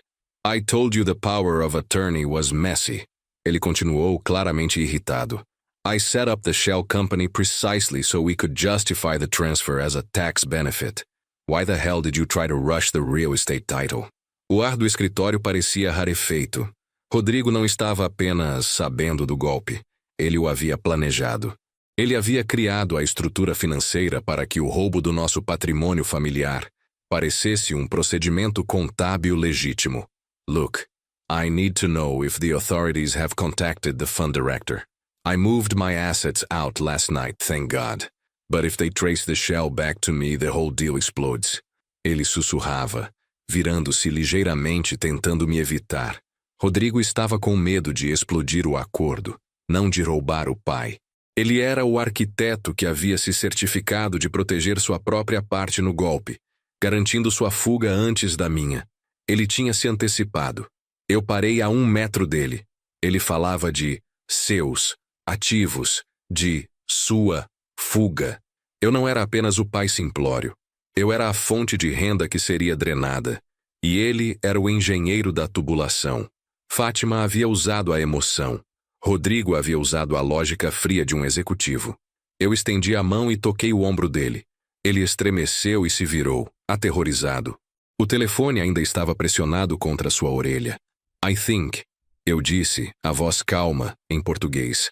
Sua mãe está perguntando se o seu velho conseguiu assinar o documento. Rodrigo engoliu em seco, tentando forçar um sorriso. Pai, é só um cliente internacional. Eu balancei a cabeça lentamente, mantendo meus olhos fixos nos dele. E então eu mudei para o inglês. O mesmo inglês limpo e americano que ele havia acabado de usar. No Rodrigo. I believe your mother is currently explaining to the federal police why she thought moving all her funds out of the country before having me declared mentally unfit for supervised rest was a good idea. Rodrigo soltou o celular. O aparelho atingiu o chão do escritório com um ruído seco. O som da voz de Fátima, aguda e histérica, continuou a ecoar no viva-voz antes de o aparelho se calar. O rosto de Rodrigo não era mais de negação, era de confissão pura. A revelação era completa. Não apenas Fátima me desprezava, mas o meu próprio filho havia me visto como um obstáculo, uma fonte a ser explorada e descartada. Eu não sentia a raiva explosiva que senti no cartório. Senti um vazio, um frio que gelava a alma. A traição de meu filho era a morte de 34 anos de esperança. Você me usou, Rodrigo, eu disse, mantendo o português por uma questão de respeito final ao que ele costumava ser. Você trouxe o Mark para casa, me apresentou a ele. Fez o show de família para que ele tivesse acesso total aos meus documentos e pudesse montar a sua empresa de fachada. Rodrigo tentou se defender, a respiração pesada. Não, pai, não é assim. A mãe estava pressionando. Eu só estava tentando otimizar o capital para todos nós. Otimizar o capital, declarando seu pai mentalmente incapaz. Otimizar o capital para Mark e sua mãe, e me mandando para Petrópolis. Ricardo se adiantou, interpondo-se entre nós. Ele olhou para Rodrigo, a seriedade de sua postura abalando o executivo. Doutor Rodrigo, seu pai tem todas as gravações e provas que você e sua mãe planejaram a liquidação dos bens do seu pai. Eu recomendo que você coopere e nos entregue imediatamente os detalhes da Shell Company que você mencionou. É a sua única chance de mitigar a situação. Rodrigo olhou para o chão derrotado. O brilho de executivo ambicioso se apagou. Eu sou o elo que faltava, Ricardo. O conluio entre Fátima e Mark. O meu filho fala inglês, Ricardo. Eu murmurei, voltando-me para o advogado. E ele fala sobre dinheiro. Isso é o suficiente para mim. Eu me virei, deixando Ricardo cuidar da papelada, da confissão e dos detalhes da Shell Company. A revelação era a prova irrefutável de que eu estava sozinho, mas não estava quebrado. Eu saí do escritório de vidro, deixando meu filho para trás. O sol do meio-dia no centro do rio não me aquecia. Eu havia me libertado do casamento e da conspiração, mas ao custo de ter perdido a minha família. Eu tinha meu apartamento no Leme, mas o cheiro de maresia e memórias bolorentas agora carregaria o fantasma de 2 traidores. Eu caminhei em direção à rua, sentindo o peso da minha liberdade recém-adquirida. Minha vida estava segura, mas vazia. Eu precisava de um novo plano. Eu precisava garantir que Fátima e Mark, e agora Rodrigo, não tivessem a chance de respirar. O contra-ataque silencioso havia chegado ao seu ápice. Agora, eu tinha que mover as peças finais. Eu tinha as provas. Eu tinha Ricardo. E eu tinha o meu segredo. O próximo passo não seria no cartório. Seria em um tribunal, onde a minha voz seria perfeitamente audível e legalmente devastadora. O inofensivo estava prestes a depor, e o destino da minha família estava prestes a ser selado. Eu precisava garantir que o preço da traição fosse mais alto do que o valor do meu apartamento. Eu precisava começar a planejar o meu divórcio e a minha nova vida. O caos do cartório de Copacabana foi deixado para trás, substituído pela claustrofobia silenciosa do táxi que nos levava em direção ao centro do Rio. Eu estava sentado no banco de trás ao lado do Dr. Ricardo, sentindo o peso do meu corpo, que agora parecia ter envelhecido 10 anos em 10 minutos. Ricardo falava em voz baixa ao telefone, acionando a Polícia Federal para iniciar a busca por Mark e a investigação contra Fátima. O que aconteceu com ela? Perguntei, a voz rouca interrompendo a chamada dele. Ricardo desligou o celular e me olhou com gravidade. Ela foi levada para a delegacia local, João. Não a acusei formalmente de sequestro ainda. Por enquanto, a denúncia é de estelionato grave e conspiração para alienação patrimonial. Ela está detida para prestar esclarecimentos e esperar a audiência. Certo. E Mark? Mark está na lista de busca. Devemos conseguir um mandato internacional rapidamente. Eu assenti, olhando para as ruas apressadas do rio que passavam pela janela. Meu problema agora não era a esposa que havia me traído e me desprezado, nem o cúmplice estrangeiro. O meu problema era o meu filho. Ricardo, você viu o pânico dela. Fátima estava sendo calculista, mas o pânico dela era real. Ela perdeu o nosso dinheiro e o nosso lar. E você salvou o seu lar, João. Não se o Rodrigo estiver envolvido. Se ele soubesse disso tudo, se ele for cúmplice, a fazenda não significa nada. Chegamos ao edifício de vidro espelhado no centro da cidade, onde Rodrigo trabalhava como executivo de investimentos. A fachada era de sucesso e ambição, a cara que Fátima havia pintado para a nossa família. Subimos de elevador, o silêncio entre nós dois se transformando em uma pressão quase insuportável.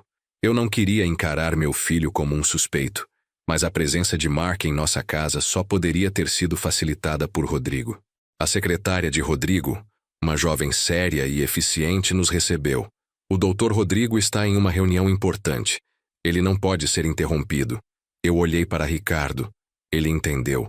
Eu precisava de uma reação espontânea do meu filho, não de uma conversa formal em seu território. Ricardo se inclinou para a secretária, sua voz adquirindo a urgência discreta de um problema de saúde em família. Diga a ele que é uma emergência familiar grave envolvendo a Fátima. É pessoal e imediato. A secretária hesitou por um segundo, mas a aura de seriedade de Ricardo a convenceu. Ela discou o ramal e, em português rápido, transmitiu a mensagem. Em menos de um minuto, a porta do escritório de vidro de Rodrigo se abriu. Ele saiu, o rosto tenso. Vestia um terno cinza chumbo, e seus olhos, ligeiramente vermelhos, indicavam que a reunião era realmente estressante. Pai, Dr. Ricardo, o que aconteceu? Minha mãe está bem? Ele falava em português, o que inicialmente me deu um alívio fugaz. Sua mãe teve um problema financeiro. No cartório, eu disse, mantendo minha voz neutra, observando cada micromovimento dele. Rodrigo relaxou visivelmente, passando a mão pelo cabelo. Ah, é sobre a apólice de seguro? Ela estava muito estressada com essa burocracia. Não era a apólice de seguro, Rodrigo. Interrompeu Ricardo, abruptamente. Era a transferência do título de propriedade do apartamento e a conta da aposentadoria do seu pai. Estava tudo sendo liquidado. O rosto de Rodrigo ficou branco, mas sua reação foi de choque e negação, não de culpa. O quê? A Fátima faria isso? Não. Ela estava me dizendo que as coisas estavam apertadas, mas roubar o senhor? Isso não faz sentido. Eu estava prestes a aceitar que ele era apenas uma vítima colateral do plano de Fátima, quando seu celular, que estava vibrando incessantemente no bolso, parou. Ele o pegou e olhou para a tela. O nome do contato era Fátima Omi. O pânico nos olhos de Rodrigo era palpável. Ele se afastou de nós, indo em direção à janela de vidro que dava para a Guanabara, e atendeu o telefone, colocando a mão livre sobre a orelha. Ele começou a falar em voz baixa, em inglês. Mom, what is going on? Mark just texted me saying everything is compromised. Ellie começou, a voz urgente e clara, sem qualquer sotaque. Meu coração afundou. A peça final do quebra-cabeça estava ali. Rodrigo falava inglês fluentemente, e havia escondido isso de mim, assim como eu havia escondido a minha fluência deles. A mentira dele era a mesma mentira deles. Eu me aproximei lentamente, Ricardo me acompanhando em silêncio. Eu precisava ouvir mais. I told you the power of attorney was messy. Ele continuou, claramente irritado. I set up the shell company precisely so we could justify the transfer as a tax benefit. Why the hell did you try to rush the real estate title? O ar do escritório parecia rarefeito. Rodrigo não estava apenas sabendo do golpe. Ele o havia planejado. Ele havia criado a estrutura financeira para que o roubo do nosso patrimônio familiar parecesse um procedimento contábil legítimo. Look, I need to know if the authorities have contacted the fund director. I moved my assets out last night, thank God. But if they trace the shell back to me, the whole deal explodes. Ele sussurrava, virando-se ligeiramente, tentando me evitar. Eu parei a 1 metro dele. Ele falava de seus ativos, de sua fuga. Eu não era apenas o pai simplório. Eu era a fonte de renda que seria drenada, e ele era o engenheiro da tubulação. Fátima havia usado a emoção. Rodrigo havia usado a lógica fria de um executivo. Eu estendi a mão e toquei o ombro dele. Ele estremeceu e se virou, aterrorizado. O telefone ainda estava pressionado contra sua orelha. I think, eu disse, a voz calma, em português. Sua mãe está perguntando se o seu velho conseguiu assinar o documento. Rodrigo engoliu em seco, tentando forçar um sorriso. Pai, é só um cliente internacional. Eu balancei a cabeça lentamente, mantendo meus olhos fixos nos dele. E então, eu mudei para o inglês. O mesmo inglês limpo e americano que ele havia acabado de usar. No, Rodrigo. I believe your mother is currently explaining to the federal police why she thought moving all her funds out of the country, before having me declared mentally unfit for supervised rest, was a good idea. Rodrigo soltou o celular. O aparelho atingiu o chão do escritório com um ruído seco. O som da voz de Fátima, aguda e histérica, continuou a ecoar no viva voz antes de o aparelho se calar. O rosto de Rodrigo não era mais de negação. Era de confissão pura. A revelação era completa. Não apenas Fátima me desprezava, mas o meu próprio filho havia me visto como um obstáculo, uma fonte a ser explorada e descartada. Eu não sentia a raiva explosiva que senti no cartório. Senti um vazio, um frio que gelava a alma. A traição de meu filho era a morte de 34 anos de esperança. Você me usou, Rodrigo. Eu disse, mantendo o português por uma questão de respeito final ao que ele costumava ser. Você trouxe o Mark para casa, me apresentou a ele. Fez o show de família para que ele tivesse acesso total aos meus documentos e pudesse montar a sua empresa de fachada. Rodrigo tentou se defender, a respiração pesada. Não, pai, não é assim. A mãe estava pressionando, eu só estava tentando otimizar o capital. Para todos nós. Otimizar o capital, declarando seu pai mentalmente incapaz, otimizar o capital para Mark e sua mãe, e me mandando para Petrópolis. Ricardo se adiantou, interpondo-se entre nós. Ele olhou para Rodrigo, a seriedade de sua postura abalando o executivo. Doutor Rodrigo, seu pai tem todas as gravações e provas que você e sua mãe planejaram a liquidação dos bens do seu pai. Eu recomendo que você coopere e nos entregue imediatamente os detalhes da Shell Company que você mencionou. É a sua única chance de mitigar a situação. Rodrigo olhou para o chão derrotado. O brilho de executivo ambicioso se apagou. Eu sou o elo que faltava, Ricardo.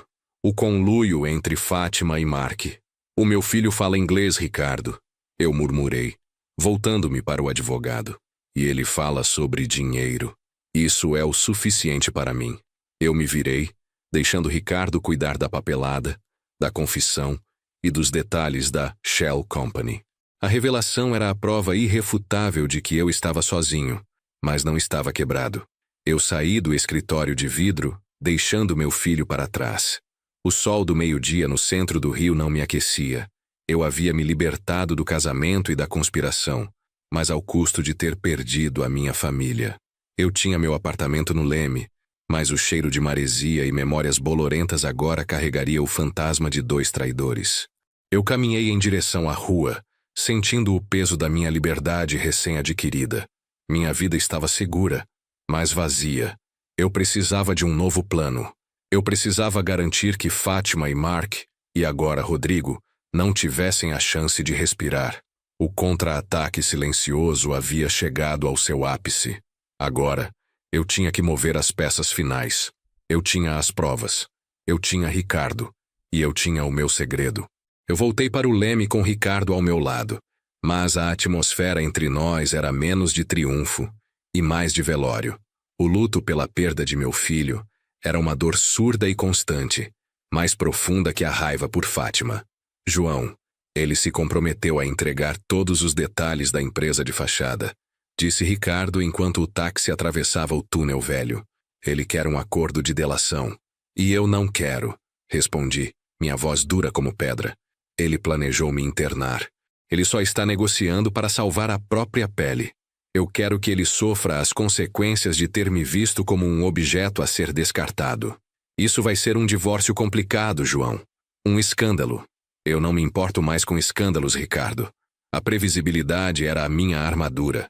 A verdade é a minha espada. Quero que você inicie o divórcio por adultério financeiro e traição familiar. E quero que o meu depoimento no inquérito da Polícia Federal seja o primeiro. Chegamos ao apartamento. O porteiro nos olhou com curiosidade, sabendo que algo havia acontecido. Subimos, e ao abrir a porta, o apartamento de 70 metros quadrados parecia vasto e desabitado. O cheiro de maresia estava misturado ao perfume floral de Fátima, um odor agora repulsivo. Fui direto ao quarto. A cômoda de jacarandá estava limpa. As joias de família que Fátima havia retirado do cofre, mentindo que o fizera por minha distração, eram agora a prova física de sua antecipação de fuga.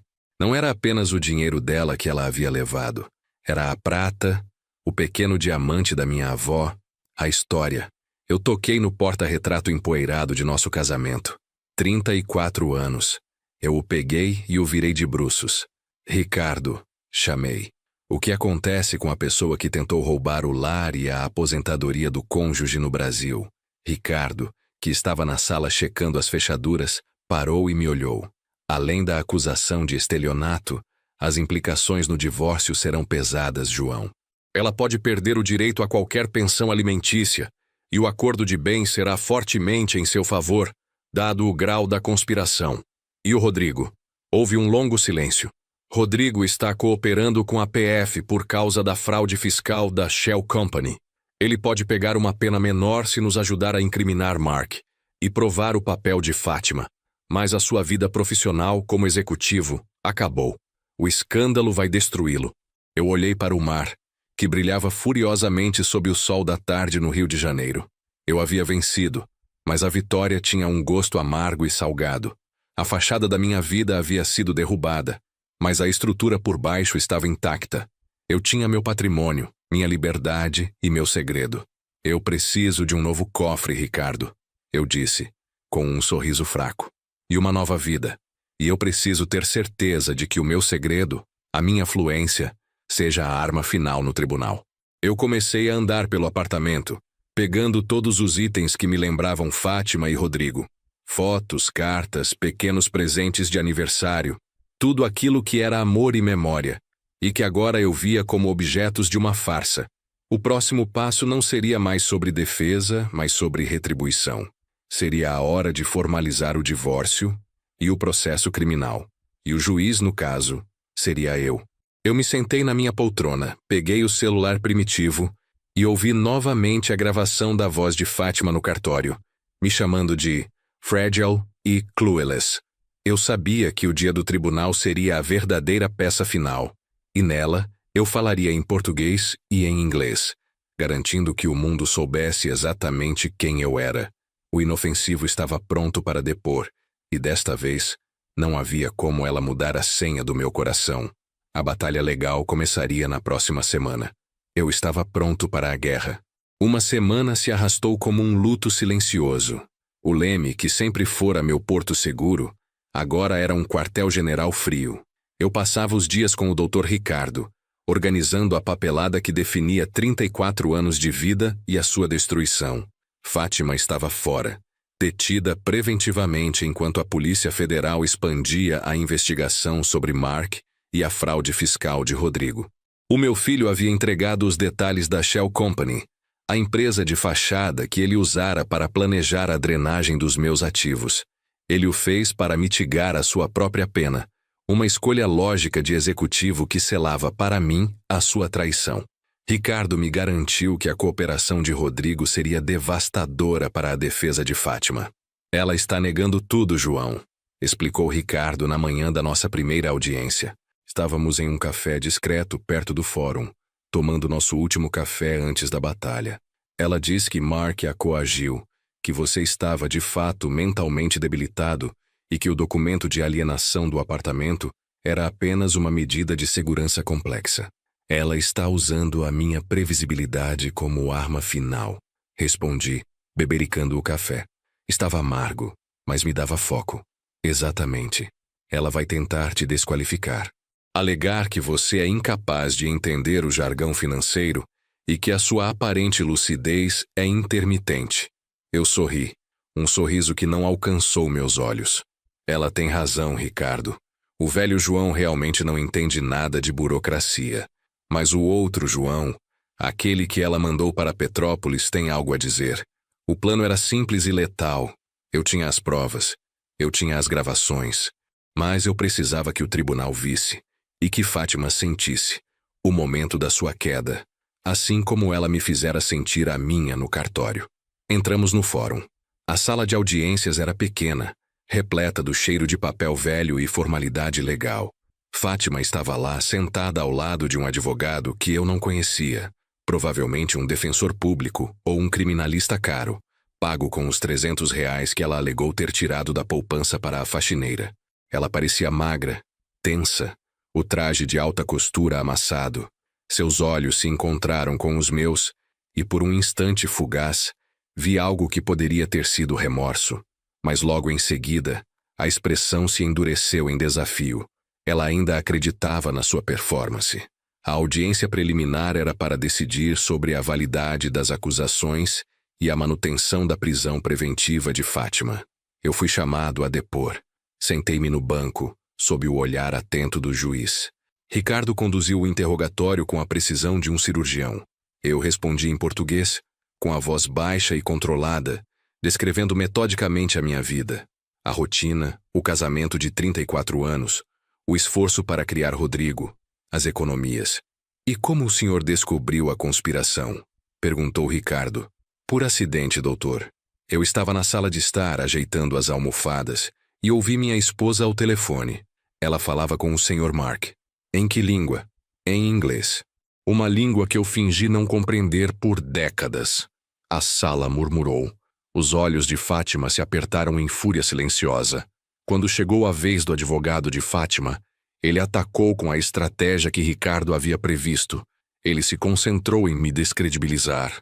"Senhor João", começou o advogado de Fátima, com um tom condescendente, "o senhor alega ser completamente fluente em inglês, uma habilidade que escondeu de sua esposa e família por mais de 30 anos. O senhor não acha que tal comportamento, que beira o dissimulado, sugere uma fragilidade mental, uma propensão a fantasias?"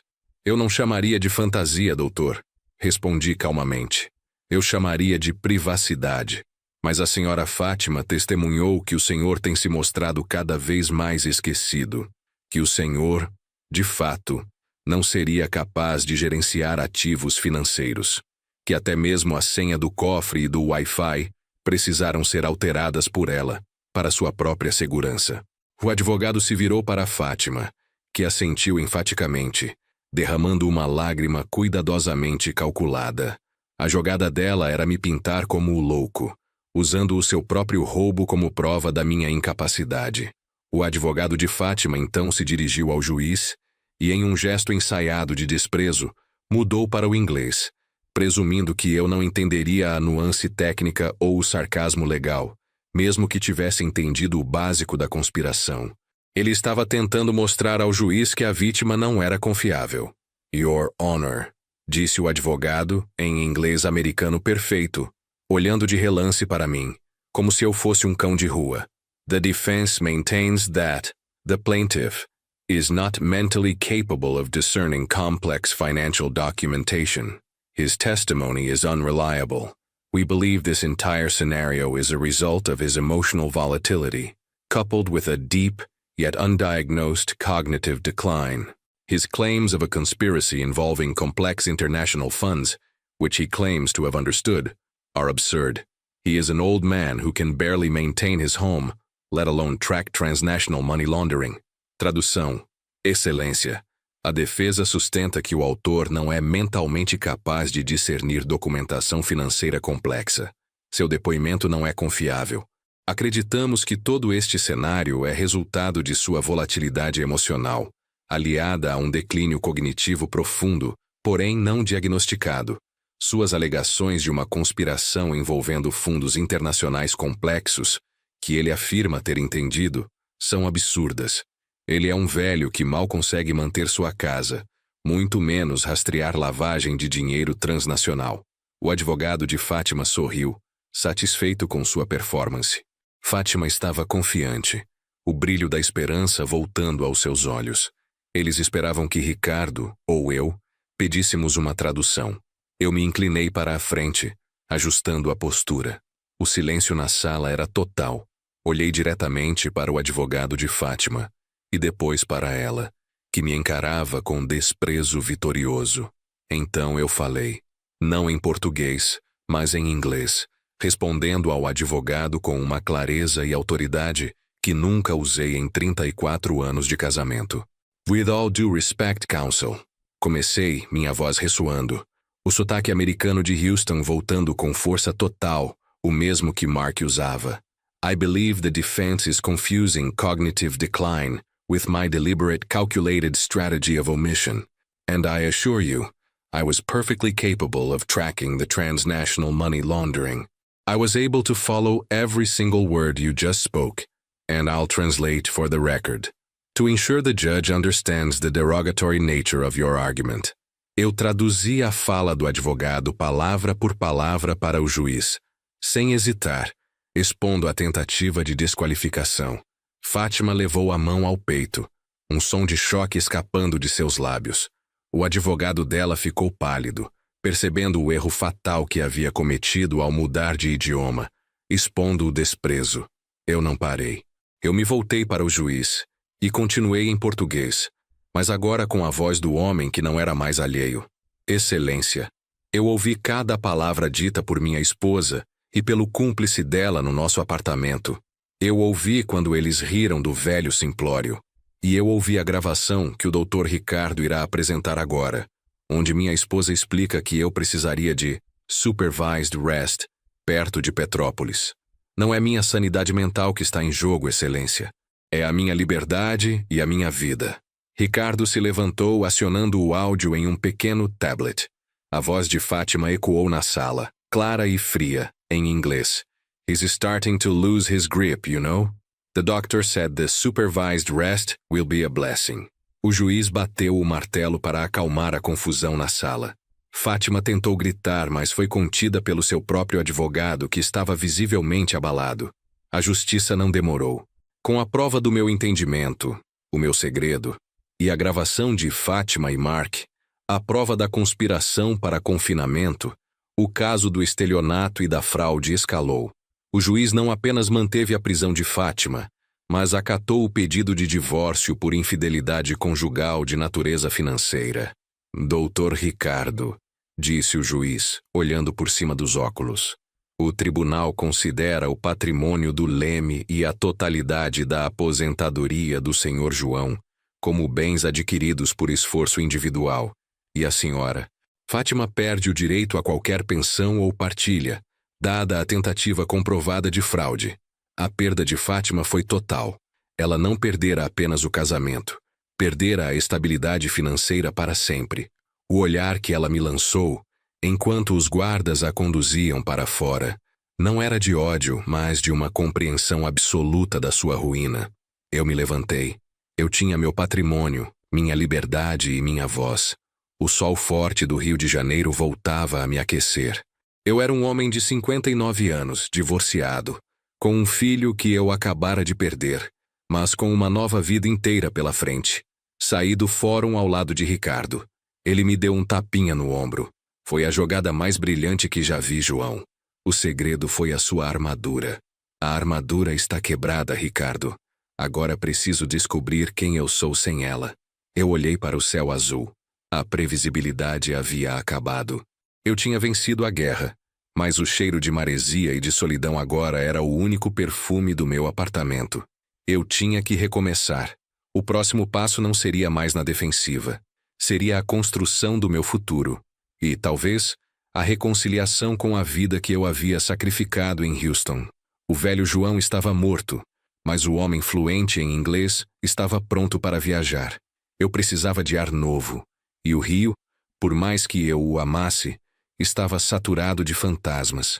Eu precisava de um passaporte. E de um último telefonema. O próximo ato seria o da verdadeira liberdade. O luto pela vida que se foi é sempre mais pesado do que o alívio da vida que se salva. Uma semana após a audiência que selou a derrota total de Fátima, o apartamento no Leme se transformou em uma galeria de arte vazia.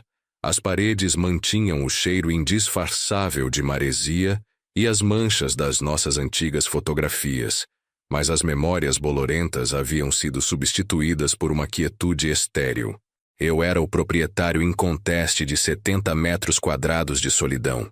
O Dr. Ricardo cuidou da burocracia com a mesma precisão cirúrgica com que eu havia fingido a minha burrice. O divórcio foi finalizado com o máximo de escândalo para Fátima, mas com o mínimo de dor para mim. Não havia mais a ameaça do descanso supervisionado em Petrópolis. Havia apenas o frio do julgamento público e a cadeia preventiva para ela. Quanto a Rodrigo, ele seguia o caminho de delator, tentando salvar-se da fraude fiscal. O meu filho estava vivo, mas a versão dele que eu amava estava irremediavelmente perdida.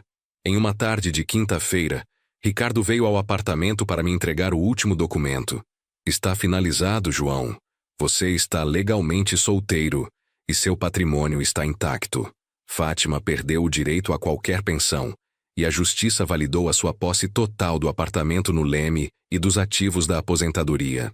Ricardo estendeu a mão, mas eu não a apertei. Em vez disso, olhei para a pilha de papéis sobre a mesa de jantar, a mesma mesa onde Mark me chamara de simplório demais. Eu gastei 34 anos construindo uma prisão de previsibilidade, Ricardo. E agora que estou livre, sinto falta das paredes. É natural, ele disse com a voz baixa. Você precisa se redefinir.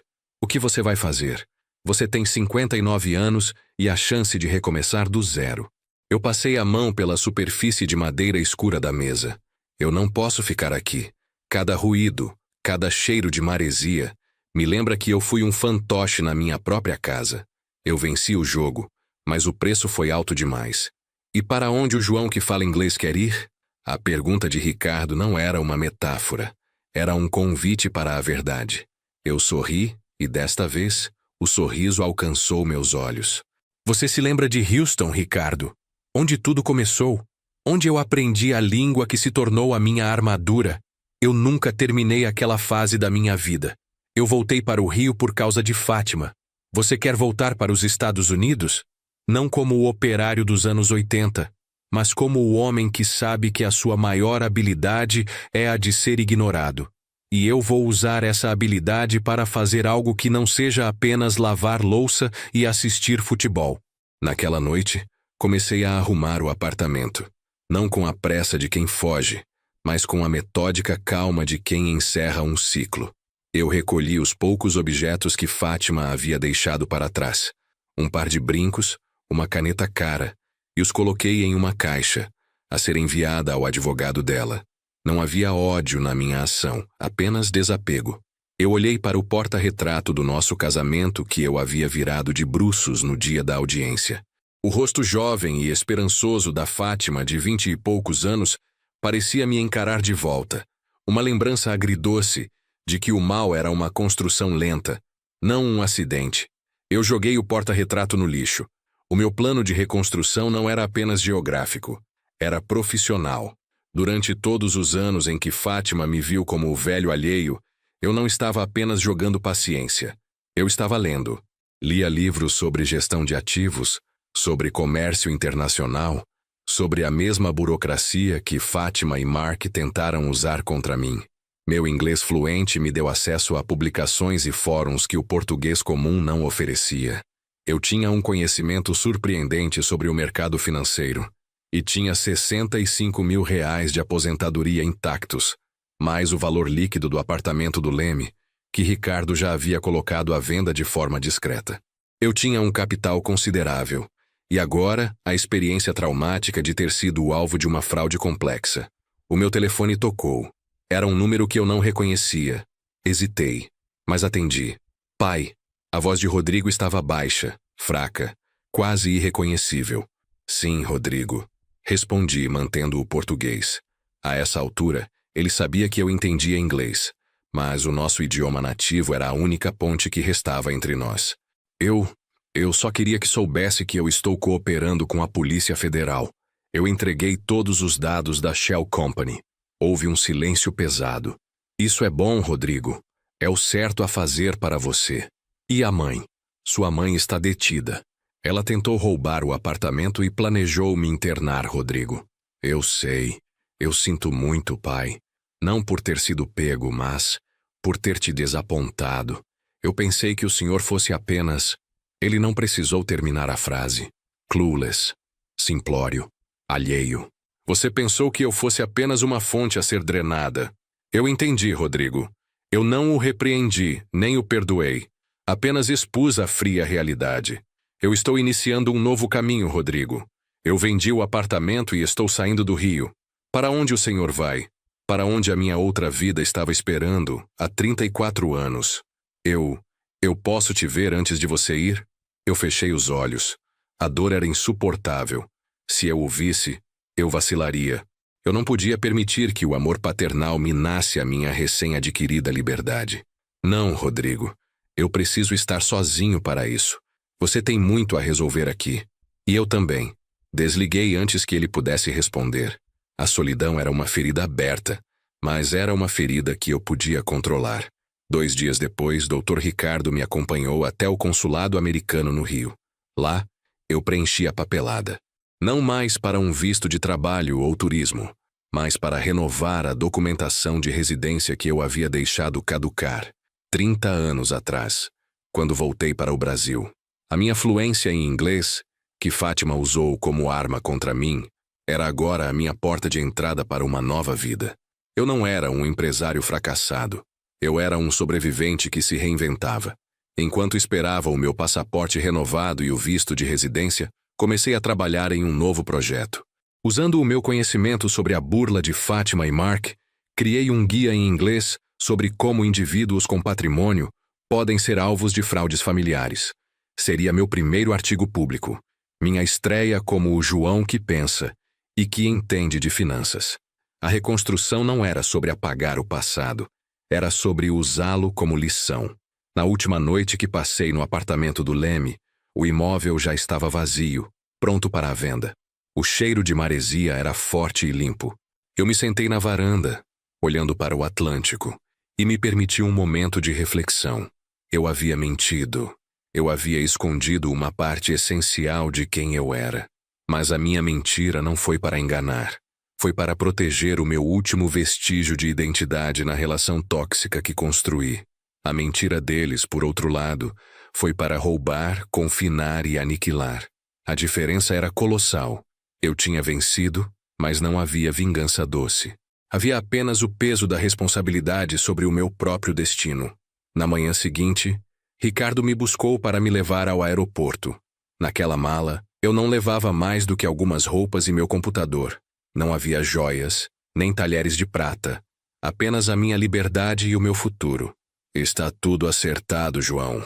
As chaves do apartamento estão com o corretor e o dinheiro da venda será transferido diretamente para sua nova conta em Houston. Obrigado, Ricardo. Você foi mais do que um advogado. Você me ensinou que nunca devemos subestimar o silêncio de um homem. Eu sorri e apertei a mão dele com firmeza. No saguão do galeão, eu me virei para a multidão, sentindo-me leve e visível pela primeira vez em décadas. O avião estava decolando em 3 horas. Eu estava voltando para a América, não para esconder quem eu era, mas para finalmente ser. O velho João estava morto e enterrado no Leme. O homem que falava inglês estava pronto para voar. E o destino não era Petrópolis. Era a liberdade irrestrita. Eu estava pronto para o último voo. A minha nova história começava agora. Eu estava pronto para o último voo. A minha nova história começava agora. Subi a rampa de embarque, virando as costas para o saguão do galeão. Senti o cheiro de querosene e de promessa.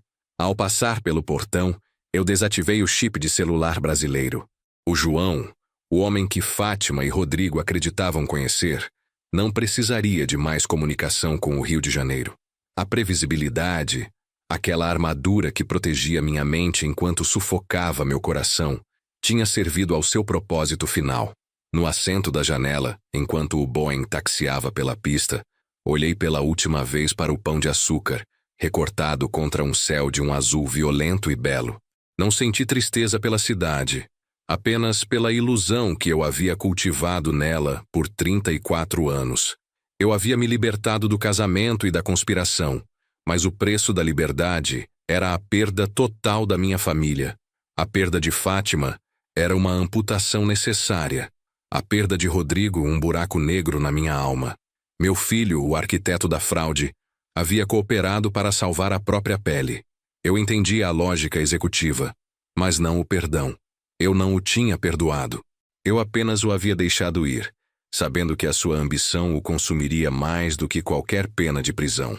O rugido dos motores ao decolar não foi o som de uma fuga, mas de um renascimento forçado. 6 meses depois, o cheiro que me acordava não era mais a maresia bolorenta do Leme, mas o ar seco e limpo de uma nova cidade no Texas. Eu estava de volta à América, não em Houston, mas em uma cidade universitária mais tranquila, onde a minha fluência em inglês era apenas um detalhe, não um segredo.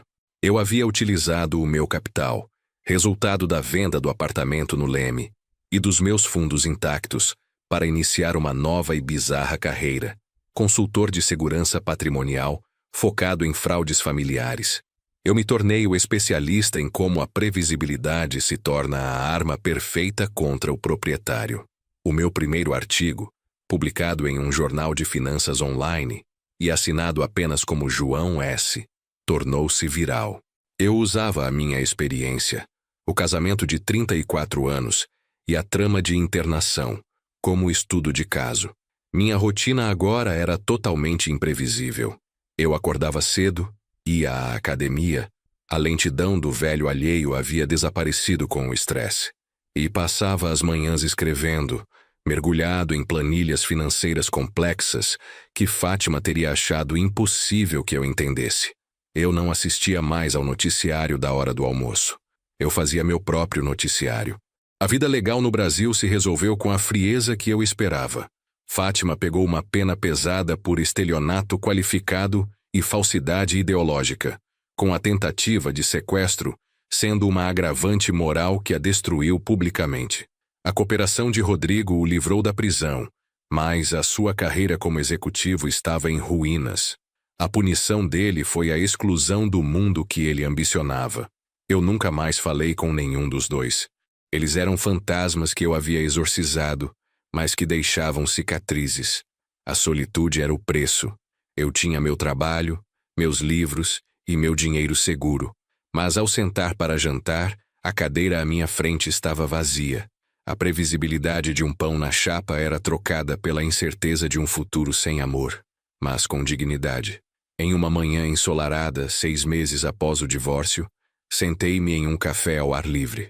Eu usava óculos de leitura, mas não para disfarçar. Eu lia um exemplar do Financial Times, a capa cheia de gráficos e jargão econômico. Um garçom americano se aproximou para reabastecer meu café. "Sir, are you following the Asian markets?" Ele perguntou em inglês. "I am indeed." Respondi no meu inglês claro e sem esforço.